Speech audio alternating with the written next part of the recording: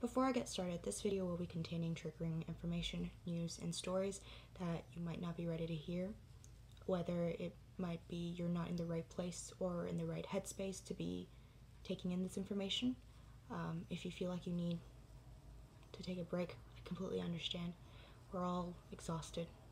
We're all tired of the constant updates and news about such a horrific event that happened the last week.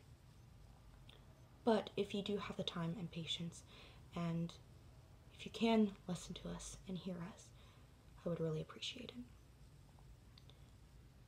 I would also like to mention some of the reasons why I felt like I need to talk about this. One, you can see that I am Asian. I am a Korean American, and I am also biologically female. I am also someone who lives in the suburbs of Atlanta, and I found out that I live around 30 minutes away from where the spa shootings happened. It was so close to the fact that this morning I found out that a son of one of the victims of this attack is one of my boss's employees. We're in the same chain, in the same line of work. He's just at a different location than I am, but in a sense, he's a coworker.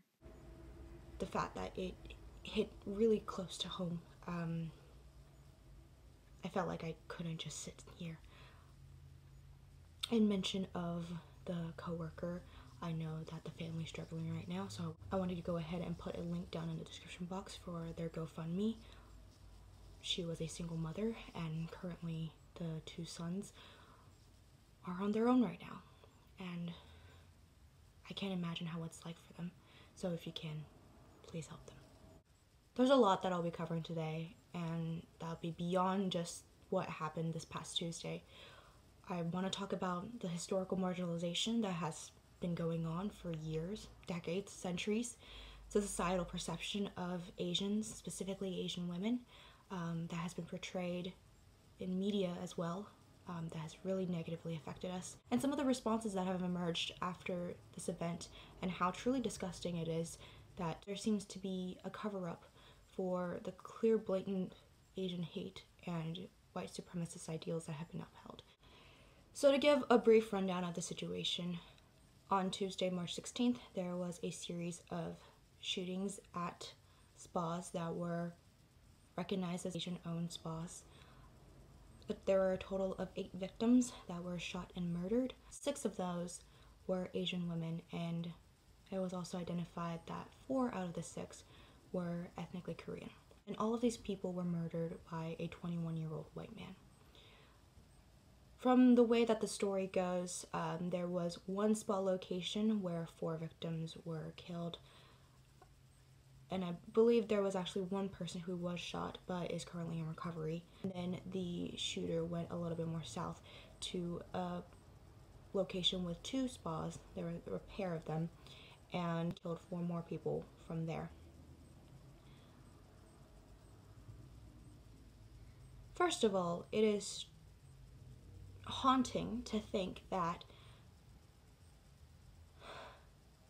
it was a shooting where people were murdered, but then to add so many different factors on top of it has truly been disheartening. There has already been an increase in discrimination against Asian Americans, specifically at the start of this pandemic. Because of the origin of the coronavirus, so many people have come up with very racist nicknames for the virus because of ignorant individuals who think that they should blame it on a marginalized group of people.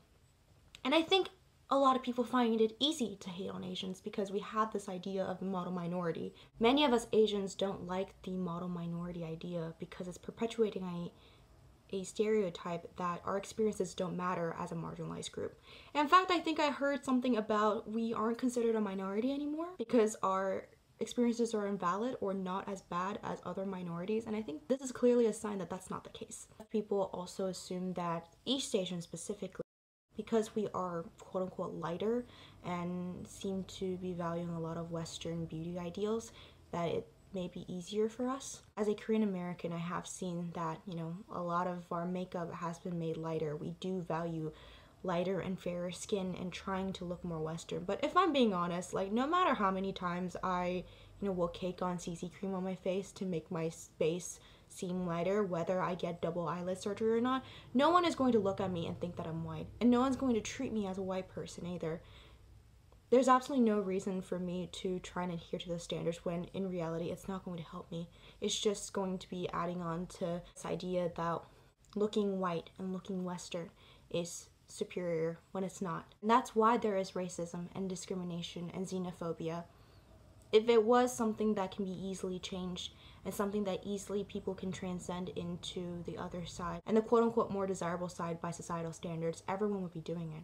Everyone wants to obviously fit in, but since there is a difference, since there is a clear difference that we can't get out of, because we are like this, there's nothing we can change about this. And that's why I think whenever people claim that Asians aren't a minority, I think that's bullshit. That's absolute bullshit. I now want to move on to the fact that some people have mentioned that these are spas. These places are Asian-owned spas, and it is unfortunately well known that Asian spas do offer services more than just, a back massage. And the idea of a happy ending massage or a special treatment does go into the sexual context. And some places do offer these services. I've noticed some articles where the police have refrained from mentioning whether these spas did offer those services or not. And I personally went to the reviews of these spas and just looked around, just read some stuff, and there were some reviews that did suggest that. And I feel like some people are discrediting this situation because obviously they were asking for it. And another thing about how the shooter has suffered from a sexual addiction and viewed the spa as temptation, so again, they were quote-unquote asking for it. It is not an excuse for this man to have a quote sexual addiction and be shooting up these places. And it's also something that I don't think I can explain enough, is that people are putting their humanity on the line. They are putting their dignity and their pride in some of these services because they need to survive. They need to live. They need to make sure that they can come out of this economy, especially following one during a pandemic. And unfortunately, sometimes money is money. And there should be better legislation against that. But that's a completely beyond thing. And I think people are associating it with this attack because of the historical representation of Asians, especially portrayal in media of how we should be sexualized. And it's this idea that Asians are submissive and they're, exotic and will behave according to some people in a romantic or sexual setting. That has to stop. And the fact that people are relating it to the shooting and dismissing it because of that relation is disgusting. Another thing that I've seen discrediting this situation is that there are plenty of people, including police officers, who have said that it's not racially motivated. It is clear that it was racially motivated. All three of these places were Asian-owned spas. And the fact that most of the victims were of Asian descent as well, I don't think there's a coincidence in this type of situation. And now all of the victims have been named. You can read about their families, the other jobs that they were working, about their lives. Their livelihood has been stripped away by this one man who a lot of people are covering up as just having a bad day. What the fuck is a bad day supposed to mean where you just shoot up 8 people? I'm sorry. Excuse me? Absolutely the fuck not. These people, beyond their families, they also had friends. They also had acquaintances, people that they interacted with constantly, people that they touched. I have someone who I have somehow, in a way, related the situation to.